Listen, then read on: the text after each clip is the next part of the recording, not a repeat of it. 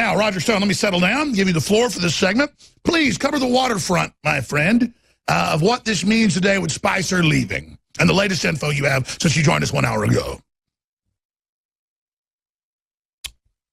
Is Roger there? Yes, kind of like the last time the President of the United States called you. I'm walking through TSA. You're going to have to give me a minute. Okay. So that's what happened. Yeah, one time Trump called me when I was going through the TSA. Ridiculous. I literally said to the TSA, excuse me, it's the president. And they all knew who I was. They said, yes, sir. So I just stood there in the TSA line by the scanners and talked to the president. That's another thing where you don't want to be uppity, you don't want to be a celebrity, you don't want to be powerful, because I don't care about all that crap. I'm not a narcissistic person. It's about what the media says and all the rest of it. I'm confident and bold, so people misconstrue what it is. But it is kind of fun to say, sorry, I'm talking to the president right now, and then they know who you are and believe it and go, yes, sir. It's just bizarre. He's going through the line right now. Roger's working double time today. We'll go back to Roger here in just a minute. Let me play a clip here. So the stock market's going down now because of this Mueller thing. This is unprecedented. Roger, what does Trump need to do right now to Mueller? I mean, the guy is completely doing the biggest fishing expedition ever. What does Trump do? He should first fire Rod Rosenstein, the Deputy Attorney General who gave us Mueller upon his own authority with direction from no one.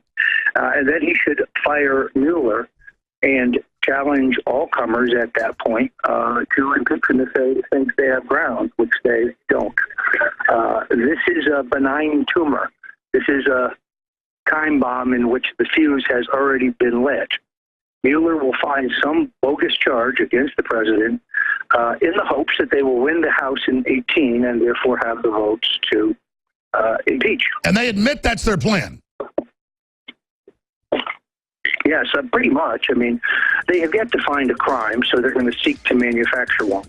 Now, looking into the finances of the president and his family prior to the time he was a candidate for president, on what authority? It just shows you the desperateness of the ruling clique and the neocons to remove Trump before he, God knows, makes America great again. Stay there before we have our next guest on, who was in the secret committee hearings in Congress, being accused of being a Russian last week. Stay there, Roger. I know you're at the airport, but do 5 more minutes with us, because this is such an amazing time.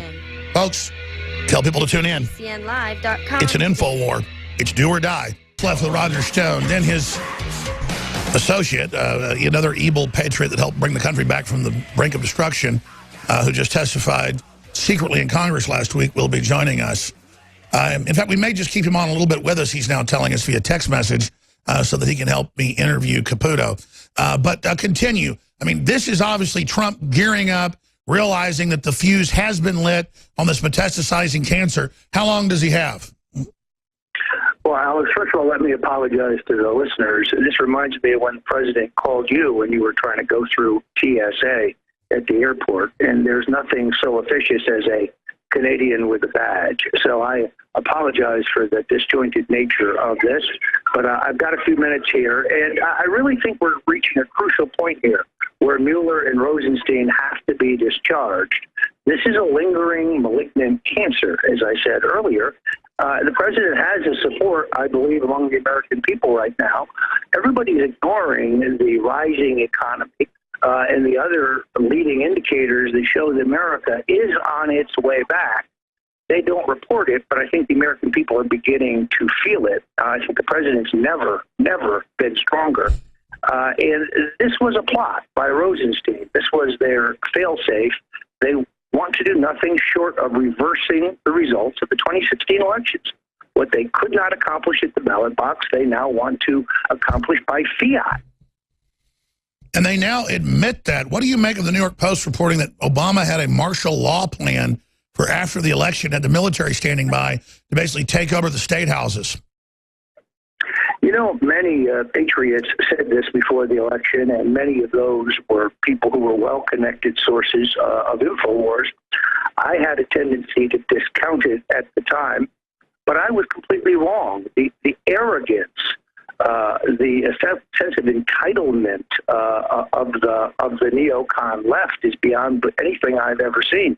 They were going to save the country by declaring martial law and suspending all the Constitution and all our civil liberties, just in case Donald Trump won. But they choked. I guess they did choke, but that's because his win had to be so overwhelming. Look at it this way. As you pointed out earlier on the program, we just have the tip of the edge of the massive voter fraud that went on.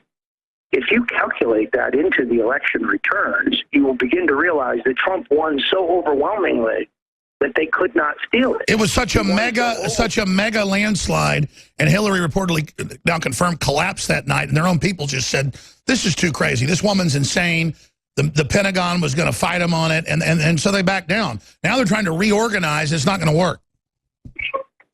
I think that's exactly right. And we know that they began pushing the phony Russian collusion delusion within 48 hours of the election. The arch-criminal John Podesta, bad news for him yesterday, the Russian company associated with Putin that gave him 75,000 very valuable shares he didn't disclose in his required financial disclosures with the U.S. government, has collapsed. And they say Trump was in bed with the Russians? No, it was Podesta, Hillary, Bill, Chelsea, Tony Podesta in bed with the Russians. Their phony narrative is collapsing before our very eyes. It's just wild. We're going to go to break. We're going to introduce a gentleman who was where you were going to be last week testifying. They chickened out on you and had their secret testimony to only slander our next guest. Stay with us, ladies and gentlemen. I'm Alex Jones. Infowars.com is our website. PrisonPlanet.com is the backup. StoneColdTruth.com is Rogers. The enemy hates it when you tell people about the website or you spread the link. It's forbidden fruit.